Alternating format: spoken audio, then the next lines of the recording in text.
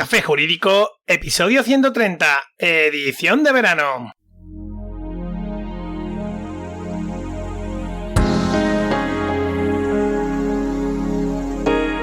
Muy buenas tardes, bienvenidos de nuevo un día más, hoy miércoles 28 de julio, último programa del mes.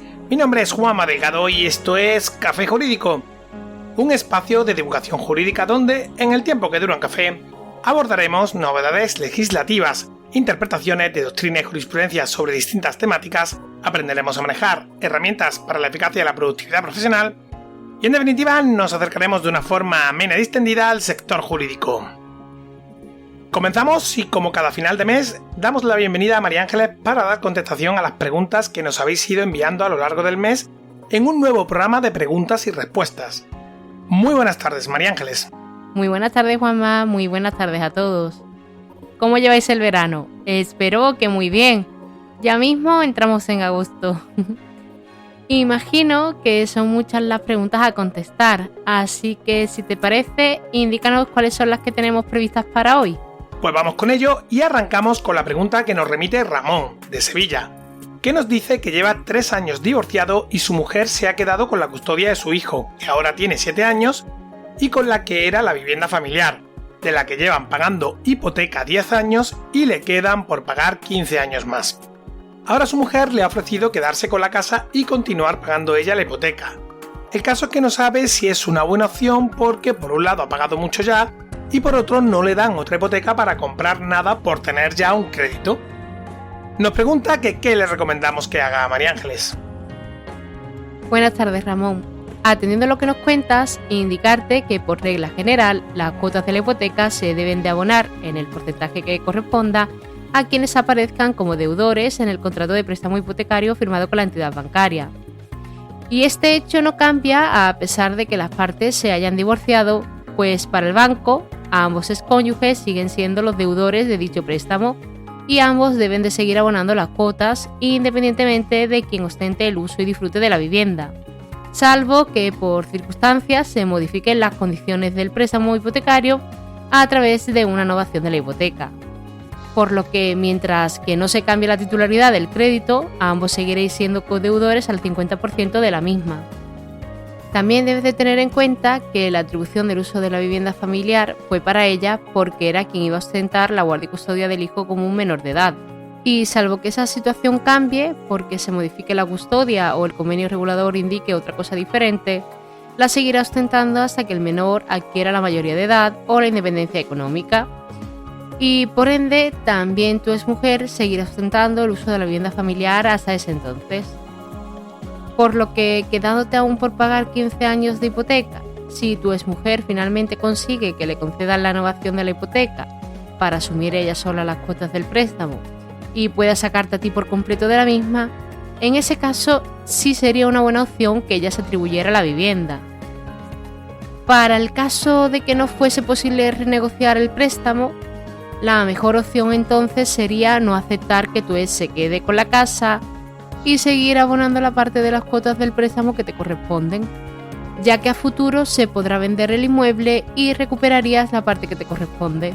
Pues, como así también te he comentado al principio, el banco va a seguir manteniendo sus derechos sobre dicho préstamo independientemente de quién use la vivienda, y si a tu exmujer no le concede la renovación y por lo que sea incumple con alguna de las cuotas, la entidad bancaria podrá dirigirse contra ambos. Además, salvo que te saque a ti por completo del préstamo, tu situación de cara a poder pedir una nueva hipoteca tampoco cambiaría, pues seguiría costando en esta. Espero haberte dado algo de claridad con mi respuesta. No obstante, si tienes alguna que otra duda al respecto, te invito a que te pongas de nuevo en contacto con nosotros. En cualquier caso, puedes siempre acudir a algún compañero para que, viendo con más detalle todas las circunstancias, te ayude a tomar una decisión. Un saludo.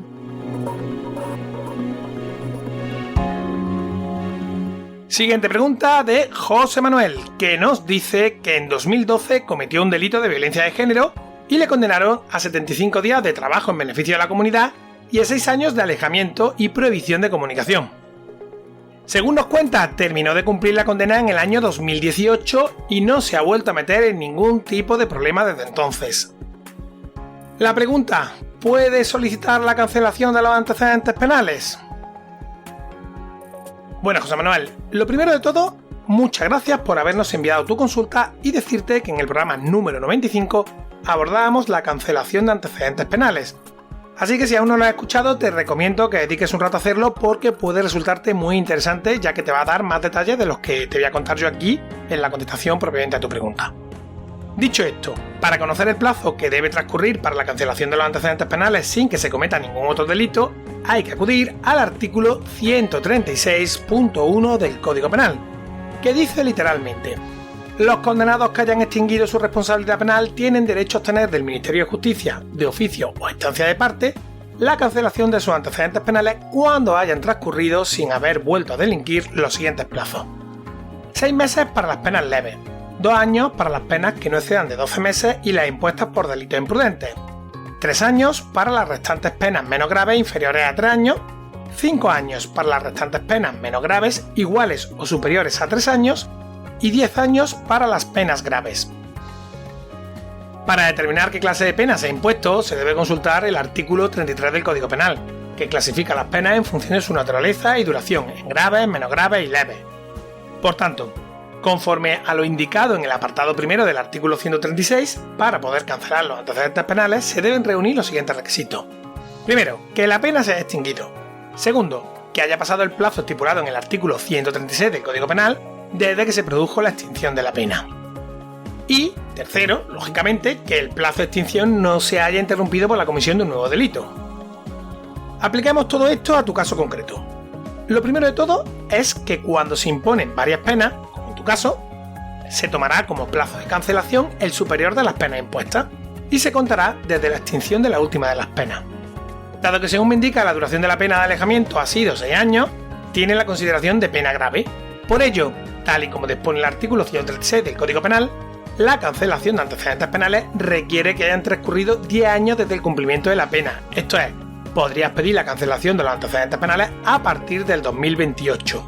Ahora bien, si la pena de alejamiento se ha impuesto conforme al Código Penal anterior a la reforma del 1 de julio del 2015, como se desprende de lo que nos cuenta, aunque no hayamos visto la sentencia como tal, los plazos de cancelación de los antecedentes penales pueden verse alterados respecto a lo que te acabo de explicar, toda vez que la reforma del Código Penal varió dicho plazo, y antes de la citada reforma las penas graves solo requerían un plazo de 5 años, así que habría que tener esto en consideración.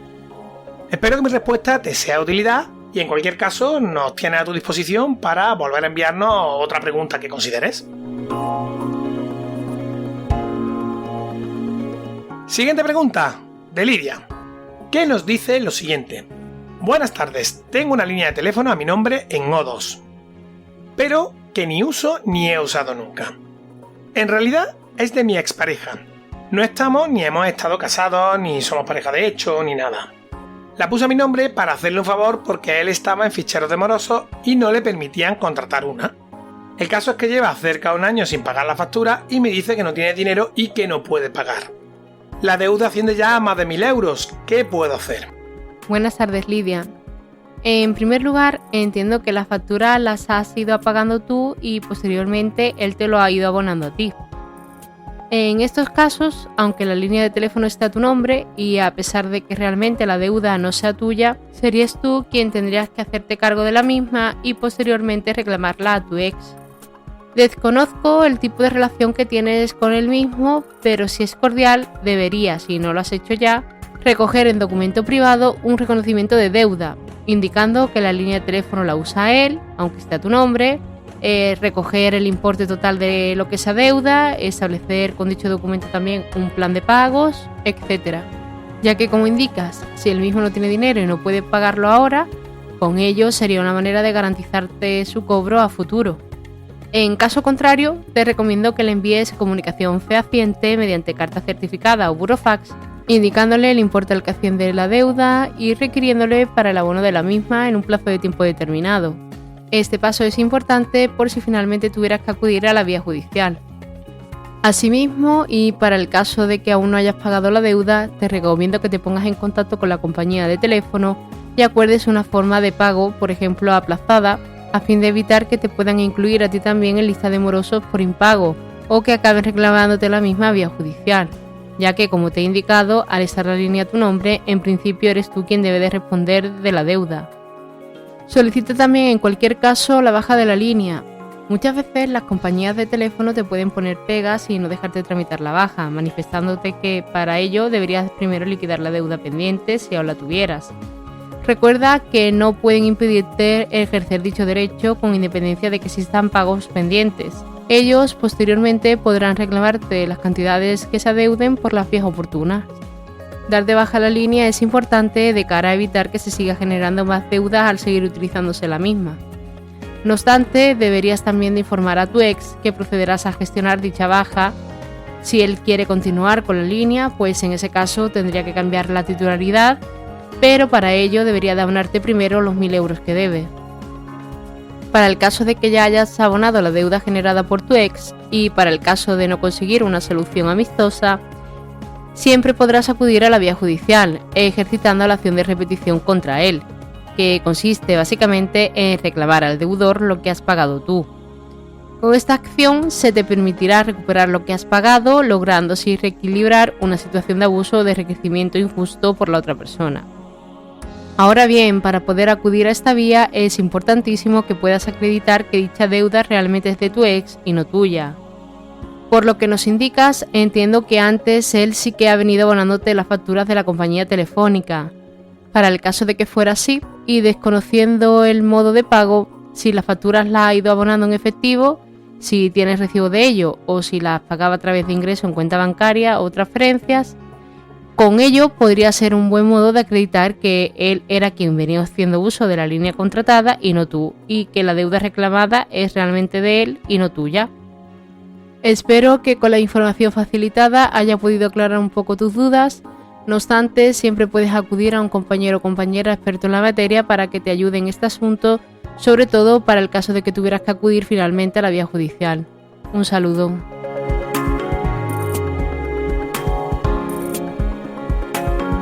La siguiente cuestión nos la remite un oyente anónimo que nos pregunta cuánto tendría que pagar de alimentos para su hija de 7 meses teniendo en cuenta que la madre no trabaja y que él cobra solo 1.100 euros al mes. Bien, antes de contestar a la pregunta, una petición. Por favor, dejadnos vuestro nombre cuando nos escribáis, ya que es más personal y a todos nos gusta saber con quién estamos hablando. Así que no se olvide escribirnos vuestro nombre. De hecho, vamos a cambiar el formulario en nuestra página web para que a partir de ahora sea un campo obligatorio, pero si nos escribes desde otro lugar, como sucede muchas veces, pues por favor no olvides de escribirnoslo, ¿vale? Porque quieras que no, siempre es un trato mucho más personal. Ok, ahora sí. Voy con la pregunta en cuestión. Conforme al artículo 146 del Código Civil, la cuantía de los alimentos será proporcionada al caudal o medios de quien los da y a las necesidades de quien los recibe. Al leer esto, posiblemente más de uno se quede igual. ¿Cuánto hay que pagar en definitiva? La verdad es que no existe un criterio homogéneo para calcular la pensión de alimentos por parte de los juzgados. De hecho, en la mayoría de los procedimientos judiciales estados en materia de familia, la cuantía de la pensión de alimentos suele ser un área generalmente en controversia. Tanto es así que muchos procedimientos terminan por convertirse en contenciosos solo por esta cuestión. Me refiero, los progenitores han llegado a alcanzar un acuerdo en custodia, visitas, comunicaciones y demás cuestiones, pero son incapaces de entenderse en materia de alimentos. Así que fijaros hasta qué punto la cuestión es controvertida. Sin embargo, en estos casos contenciosos tampoco es que exista una fórmula mágica que permita resolver la cuestión. Más allá de lo indicado en el artículo 146, no hay criterios concretos de obligado cumplimiento por parte de los juzgados para determinar las cantidades a pagar en materia de alimentos. Por ello, a falta de acuerdo, será el juzgado quien, atendiendo a las circunstancias concretas del caso, valorará cuáles son las posibilidades económicas del progenitor obligado a prestarla y cuáles son las necesidades de quien tiene derecho a recibirla. Ahora bien, hay que dejar claro que incluso cuando una persona no percibe ningún tipo de ingreso, ello no le exime del pago de una pensión. Se establecerá lo que se conoce como el mínimo vital, que en Córdoba está entre 150 y 180 euros, pero que puede variar en función de tu lugar concreto de residencia, pues ese dato tampoco es homogéneo en toda la geografía española. Entonces, partiendo de todo lo que te he dicho sobre el tema, y que según nos indicas tu pareja no tiene trabajo, tus sueldos son unos 1.100 euros, y que de lo que nos cuentan no parece que el menor o la menor presenten necesidades especiales, la pensión de alimentos podría oscilar en torno a los 220, 280 euros. Pero ojo, quede claro que esta cifra es completamente orientativa, entre otras porque no sabemos nada sobre las cargas económicas actuales, la vivienda y demás factores que también pueden incidir sobre la cuestión de los alimentos. Espero que mi respuesta te sea de utilidad. Muchas gracias por escribirnos y vamos a por una más. Para ti, María Ángeles, que nos la remite Raquel a través de Facebook y dice así: Buenas tardes, si es posible me gustaría hacerle unas consultas. Le suelo escuchar en iVoox y yo ahora estoy en una situación algo complicada. He pedido una excedencia de 1 año en un trabajo indefinido. Estaba teletrabajando en un call center y ahora he comenzado un trabajo presencial como vigilante de seguridad. Mi pregunta es: me han hecho un contrato de 3 meses que comprende a la vez mi periodo de prueba. En caso de que no llegue a los 3 meses, ¿tendría derecho a paro? ¿En qué casos podría optar a paro hasta que se cumpliera el año de excedencia? Estoy pagando una hipoteca y un alquiler, no tengo ni un euro ahorrado, y no porque sea derrochadora, sino porque me he visto envuelta en 1000 problemas, y vivo sola y tampoco tengo familia a la que tirar para que me ayude. Por eso este tema me tiene bastante preocupada. Les agradecería mucho que pudieran orientarme al respecto. Gracias de antemano. Pues María Ángeles, ¿qué le decimos? En primer lugar, déjame explicar a los oyentes que la excedencia voluntaria es la que solicita el propio trabajador a la empresa, quedando el contrato laboral suspendido durante un periodo determinado de tiempo. Para poder solicitarse es necesario llevar trabajando al menos 1 año en la empresa. Durante el tiempo en el que la persona se encuentra en periodo de excedencia voluntaria, es posible trabajar en otra empresa distinta. Una vez dicho esto, y entrando a contestar a tu pregunta, he de indicarte que sí, que es posible cobrar la prestación por desempleo encontrándote en una situación de excedencia voluntaria, siempre y cuando estés trabajando en otra empresa diferente, y aunque se te termine este nuevo contrato laboral o el despido se produzca antes de que finalice los 3 meses que dura tu contrato. Lo importante es que al finalizar este nuevo trabajo lo sea siempre por causas ajenas a tu voluntad, ya sea porque te despidan o porque finalice tu contrato, pues en caso contrario sí que no podrías solicitar el cobro de la prestación. Es decir, si no se encontrase ningún trabajo cuando se solicita la excedencia voluntaria, sería entonces cuando no se podría solicitar el cobro del paro, porque la excedencia voluntaria de por sí no hay causa de situación legal de desempleo, aun teniendo las cotizaciones acumuladas suficientes para generar el derecho a paro. Lo que no tiene que ver con tus circunstancias actuales, pues estás trabajando para otra empresa diferente.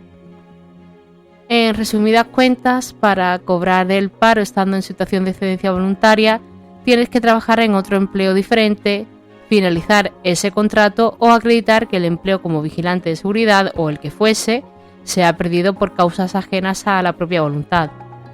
Además, para solicitar la prestación hay que estar dado de alta en la Seguridad Social o en situación asimilada de alta y cumplir con los demás requisitos de cotización que se exigen. En principio, el trabajador tiene que cobrar la prestación por desempleo hasta la fecha en que finalice la excedencia. Al finalizarse la misma, se deberá solicitar la reincorporación a la empresa y esperar una respuesta. En ese momento se te suspenderá el paro hasta que la empresa acepte tu reincorporación. Si quedas reincorporada a tu puesto, en ese caso se suspenderá el cobro de la prestación por desempleo. Si se deniega o no se admite el reingreso hasta más adelante, o no puedes reincorporarte por no existir puestos vacantes dentro de tu misma categoría profesional, en ese caso podrás continuar percibiendo la prestación por desempleo hasta la fecha de reincorporación a la empresa o hasta que la misma se te agote. Por otro lado, habrá de acreditarse siempre ante el Servicio Público de Empleo Estatal que se ha solicitado el reingreso a la empresa pero que ésta no disponía de puestos de trabajo vacantes y no ha sido ello posible, aportándose documento expedido por la empresa en el que se indican las circunstancias por las que no ha sido viable llevar a cabo la reincorporación. Espero haberte ayudado con mi respuesta. Un saludo.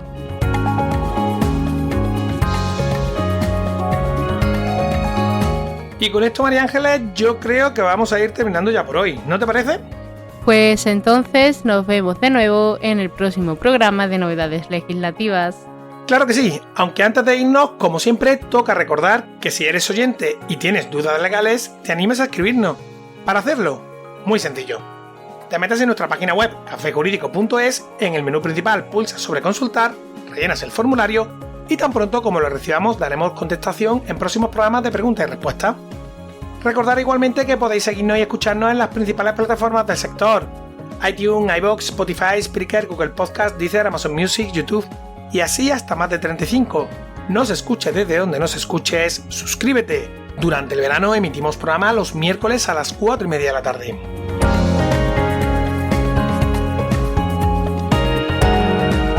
Muchas gracias por habernos escuchado hasta el final. Recuerda que tenemos una nueva cita el próximo miércoles a las 4:30 de la tarde, donde arrancamos el mes de agosto acompañándote con un café para acercarte de una forma amena y distendida a las novedades y cuestiones del sector jurídico. Entre tanto, cuídate mucho, disfruta de las vacaciones y adiós.